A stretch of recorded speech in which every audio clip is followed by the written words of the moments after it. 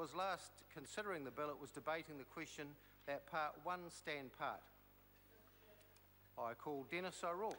Mr Chairman, I only wanted to speak about Clause 3 of the bill, which is, of course, the purpose clause. Rather, it's supposed to be the purpose clause of the bill, but in fact now it only includes part of subclause A of the original version and simply states that the purpose of the bill is to provide regular reports on New Zealand's environment. If you compare that with the original, we see first of all that the words "as a whole" have been deleted from subclause A, and you would ask the question why. And in the explanatory notes to the bill, you simply read that this is done to simplify the bill. Well, I thought it was pretty simple as it was already, and that the words, removing the words "as a whole" is a mistake, because those words are important. They would require, in my view, a more holistic approach to reporting under the bill. And it's not good enough, I think, to do only some environmental reporting and leave out topics that the government actually doesn't want to be reported on.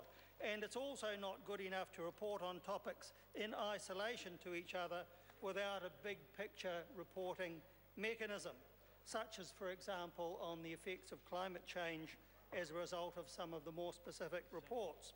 I also note that subclauses B, C, D and E in the original clause are not included either. So therefore, not only is reporting on the environment as a whole removed, but the subsidiary reporting on specific listed domains in B are not referred to as a purpose at all any longer.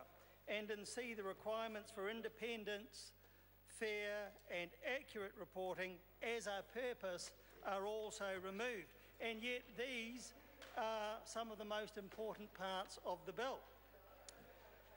The truncation of the purpose to what was just 3A without the words "as a whole" in them renders the purpose statement in the bill virtually meaningless, in my view, adding no more actually than what you read in the title.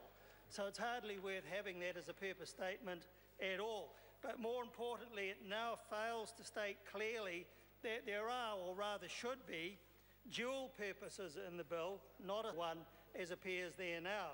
And the first of those is reporting on the environment as a whole, and secondly, reporting on the named specific domain areas. The amendments to Section 3 are like, I think, having a car which stops due to some sort of defect. And then instead of fixing the defect, the engine, the gearbox, the drivetrain and so on are removed as a means of making the defect disappear. But in the process, of course, it makes the whole vehicle useless. And that's what's been done with Clause 3. It was a useful clause and now is virtually meaningless. I'd like to see at least the first three parts of the original subsection A, B and C reinserted so that it was a more meaningful purpose statement. But the real reason, of course, for these amendments is what is interesting, because I think it's simply to hide the fact that later in the bill, overall reporting on the environment is deliberately to be avoided by the government because the government actually knows that its record on reporting on the environment generally is poor. And to remove independent reporting on specific domains and topics is also a very poor response to what the Select Committee considered.